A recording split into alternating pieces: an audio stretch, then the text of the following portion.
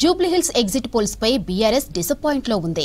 Party నేతలు cadre అంతా sitting seat నిలబెట్టుకుంటామని ధీమాగా చెప్పినా పరిస్థితులు తారుమారైనట్లుగా కనిపిస్తోంది. సర్వే సంస్థలు ఇచ్చిన ఎగ్జిట్ పోల్స్ పోలింగ్ జరిగిన సరళిపై లెక్కలు వేసుకుంటున్నారు ఆ పార్టీ నేతలు. మరోవైపు రేపు జరిగే కౌంటింగ్ కోసం రెడీ అవుతుంది గులాబీ దళం.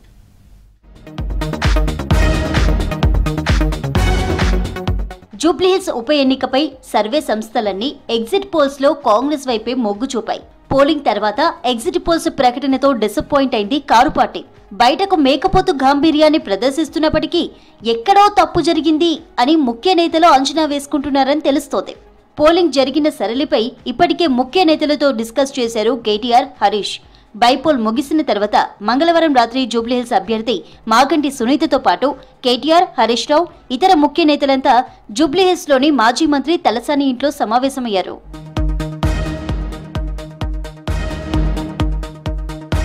పోలింగ్ జరిగిన తీరు, ఆయా డివిజన్లో జరిగిన గొడవలు, జూబ్లీహిల్స్ అభ్యర్థి మాగంటి సునీత ధర్నా, దొంగ ఓట్లు వేశారని ఆరోపణలు, సర్వే సంస్థలు ప్రకటించిన ఎగ్జిట్ పోల్స్ పై విస్తృతంగా నేతలతో చర్చించారు కేటీఆర్, హరీష్ రావు. ఉప ఎన్నిక జరిగే 48 గంటల ముందు కూడా బీఆర్ఎస్కే అనుకూలమైన వాతావరణం ఉందని సమావేశంలో నేతలు తమ అభిప్రాయాలను పంచుకున్నారు. ఎందుకు ఇలా జరిగిందనే దానిపై తీవ్ర స్థాయిలో చర్చించారు. ఇక సమావేశంలో కొంతమంది నేతలు సైలెంట్ గా ఓటింగ్ జరిగిందని, మనకే అనుకూలమైన ఫలితాలుంటాయనే ధీమా వ్యక్తం చేసినట్టు తెలుస్తోంది. ఇక రేపటి కౌంటింగ్ కు రెడీ అవుతోంది బీఆర్ఎస్.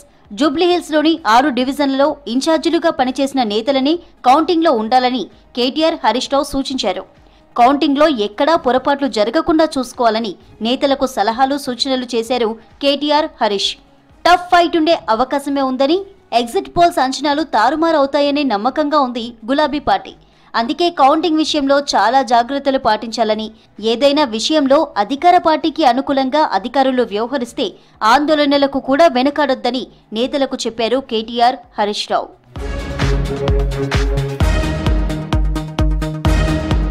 ఇక తాజా పరిణామాలతో మరో సిట్టింగ్ స్థానాన్ని కోల్పోవాల్సి వస్తుందనే ఆందోళనలో ఉంది బీఆర్ఎస్. అయితే కొంతమంది సీనియర్ నేతలు మాత్రం జూబ్లీహిల్స్ బై ఎలక్షన్ కౌంటింగ్ పూర్తయ్యే వరకు అలర్ట్గా ఉండాలని అంటున్నారు.